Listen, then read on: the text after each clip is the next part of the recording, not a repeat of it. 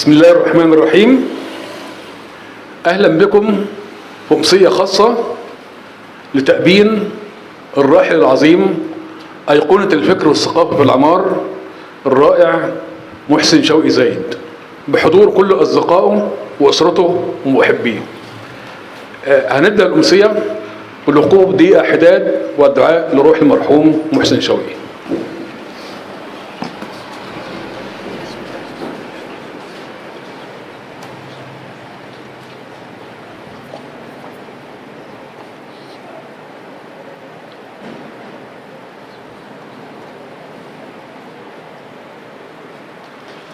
انتهى الحداد.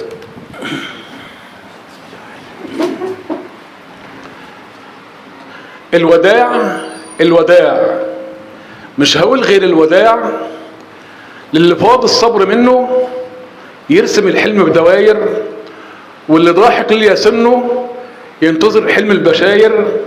الوداع أرض الحبايب والسما الطير اللي طاير، للي حاضر واللي غايب واللي شاري واللي باع. الوداع. هذه الأمسية بعنوان وداعا محسن شوقي.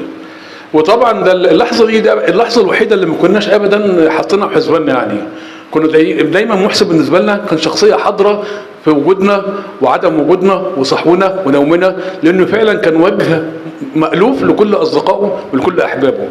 حتى امبارح كنا قاعدين عند الاستاذ عبد المعبود اللي قاعده، والله يا جماعه ثلاث ارباع عن محسن كانه حاضر بينا وما غابش ابدا ولا عمره غيب ابدا، الرائع الكبير محسن شوقي. طبعا احنا موجود معانا كل احباء واصدقاء وعشاق الراحل الكبير، وكل طبعا النهارده هيدوا انطباعه عن وداع محسن شوقي. هنبدا الامسيه بقراءه ايات من الذكر الحكيم للقارئ الاستاذ مجدي ابو الخير.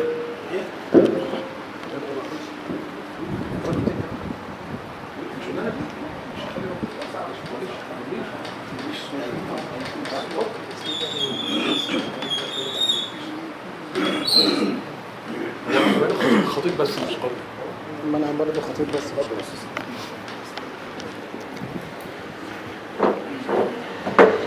أعوذ بالله من الشيطان الرجيم. بسم الله الرحمن الرحيم.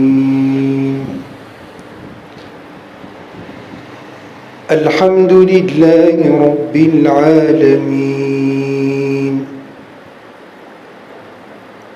الرحمن الرحيم، مالك يوم الدين، إياك نعبد وإياك نستعين،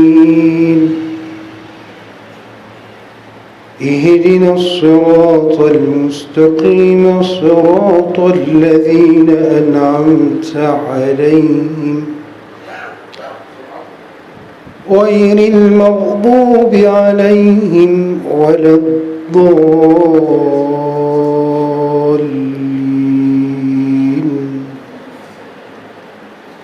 صدق الله العظيم.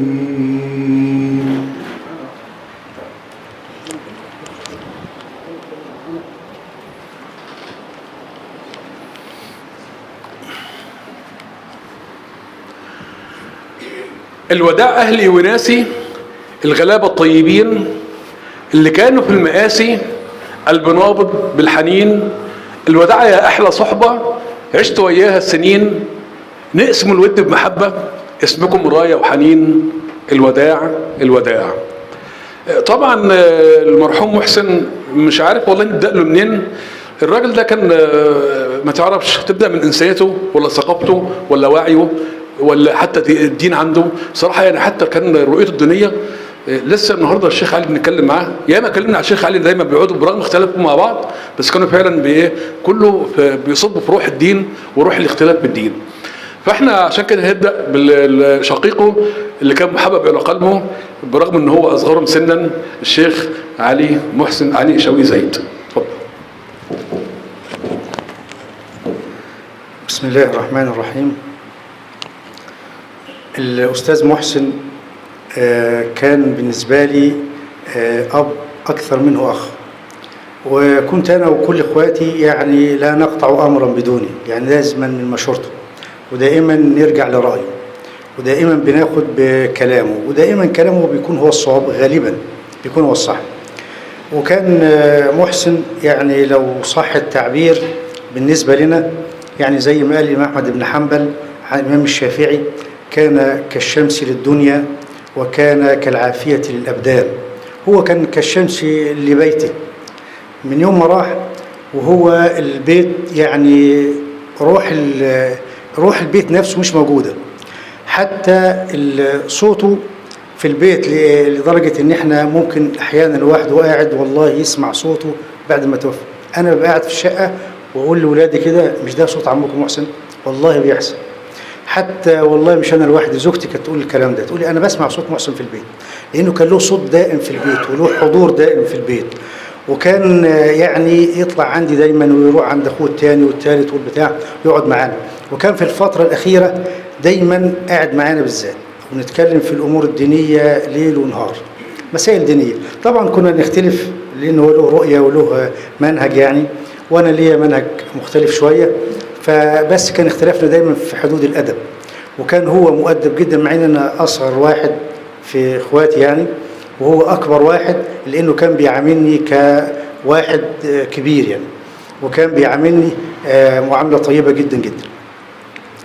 فكان مهتم في الفترة الأخيرة بعلماء المسلمين. أنا بما أني كنت بحب علم الحديث والرواه والكلام ده، فكنت دائما أكلمه عن البخاري وعن مسلم وعن أصحاب السنن وعن تراجم العلماء وكده. فكان مهتم قوي في الفترة الأخيرة بالناس دي يعني، وحبهم من خلال الكلام معايا عنهم. فقال لي: أنا عايز أعرف كتير عنهم بتاع. فقعد يقرأ ويطلع وبتاع، ونقعد نقرأ مع بعض لغاية ما كون حصيلة طيبة عن العلماء دول. كان بقى هو يجي يقول لي عن بعضهم تراجم لبعضهم أنا ما أعرفهاش يعني. هو كان دؤوب جدا في مسألة الاطلاع والقراءة والكلام ده يعني، كان بيذاكر زي واحد طالب ثانوية عامة مجتهد بمعنى الكلمة، ليل ونهار ما يخش عليه إلا يمسك كتاب يمسك كتاب. تروح له البيت التاني تلاقيه الترابيزة الكبيرة بتاعته دي عليها الكتب والتاب محطوط قدامه، ويذاكر ويكتب، والأجندة دي على طول بيكتب. بيطلع عندنا كل كلام بنقوله تلاقيه بيكتبه برضه. في كلام في أجندة لو أحمد يبقى يعرف يجيبها، كل الكلام اللي بيتقال حتى تفسير القرآن الكريم كان له برضه في الفترة الأخيرة دي التوجه إن هو قاعد عمال يقرأ في تفسير القرآن الكريم وله رؤية. كان يقول: أنا ليا رؤيتي. فكنت دايما اقول له: خليها طبعا يعني منضبطه باقوال اهل التفسير، على اساس ان هم بيفهموا القران، لانه بياخدوه يعني عن بعضهم وكده. فكان يقرا في التفسير ونقعد نقرا من علاب انا وهو وبتاع. بعد كده الاستاذ محسن عند الوفاه يعني، عشان ما اطولش على حضراتكم، لما مات فانا كنت بكلمه في الحاجه اللي بيحبها، تراجم العلماء. اليوم اللي مات فيه كنت انا بكلمه بقول له: يا استاذ محسن انت كويس وحلو، كلمنا عن عبد الله بن المبارك. فقال لي: اتكلم انت.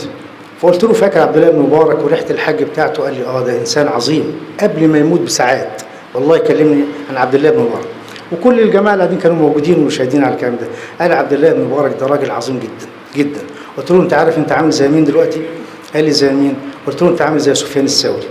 سفيان الثوري لما مرض كان قاعد يمرض في بيت عبد الرحمن بن مهدي، وكان قاعد معاه يحيى بن سعيد القطان، ودول ناس من التابعين يعني، هو صغار التابعين. فكان قاعد حاطط راسه على صدر عبد الله بن مهدي، وحاطط رجليه في حجر يحيى بن سعيد القطان. فكان هو حاطط راسه بالفعل على صدر عمر اخويا، ورجليه عليا انا حتى بوست رجله ساعتها، واحمد كان قاعد ساعتها. فانا بوست رجله فهو شد رجله بتاعه. قلت له: ده انا بوست رجلك ده شرف لي، حاجه كبيره جدا. فقال لي: لا ما تعملش كده تاني. فانا سيبته وبتاع. فبقول له: انت عامل زي سفيان الثوري، راسك في حجر عمر ورجليك في حجر انا. فهو كان زيك بالظبط. فقعد يضحك. فبقول له: انت فاكر لما هرب عشان ما تولاش القضاء؟ انا عايز اكلمه لانه كان يعني تعبان شويه وبتاع. عشان ما تولاش القضاء، لما هرب راح بين الرقه دي فين يا استاذ محسن؟ بينها في العراق. انا بقول له كده. قال لي: لا، في سوريا. والله بيصحح لي حتى وهو تعبان جدا. واحنا ماشيين في الطريق برضه بنتكلم، ورحنا المستشفى قاعد يتكلم وعادي مفيش مشكله خالص. اول ما دخلنا المستشفى انقطع الكلام خالص يعني، وتوفاه الله عز وجل. المهم ان هو بموته الروح في البيت كانها ماتت، والحياه بقت لها فيها سكون ورتابه، مش يعني الانسان مش حاببها خالص يعني في البيت، لدرجه ان الواحد بيحب يقعد طول اليوم بره ما يقعدش في البيت، خاصه شقته. انا قلت لاحمد اكتر من مره والله انا ما بحب اخش الشقه ابدا عند استاذ محسن، كل مكان في الشقه هو موجود فيها، وحاسس ان هو لدرجه وانا قاعد دلوقتي حاليا حاسس انه هيخش علينا، ده مكانه، وانا قاعد متخيله قاعد مع حضراتكم هنا في المرات اللي كان بيجي فيها وكده يعني. الشاهد يعني ان هو الله يرحمه ويحسن اليه كان له مكانه كبيره جدا عندنا، احنا مش عارفين نعوضه، واسال الله عز وجل ان يغفر له وان يرحمه وان يسكنه الجنه بواسع فضله انه ولي ذلك والقادر عليه. شكرا للرائع الجميل الشيخ علي شوقي زايد، وطبعا افاض واستفاض في علاقته هتقول استاذه واخوه قبل استاذه قبل يكون اخوه طبعا، لان في بينهم علاقه كبيره، وياما ضرب لنا امثال كتير جدا انا كنت قاعد مع الشيخ علي واتناقشنا بكذا النهارده واختلفنا بكذا، بصراحه كان الحاجات دي وبتبسطه جدا يعني، وشيء بالنسبه له كان اساسي يعني.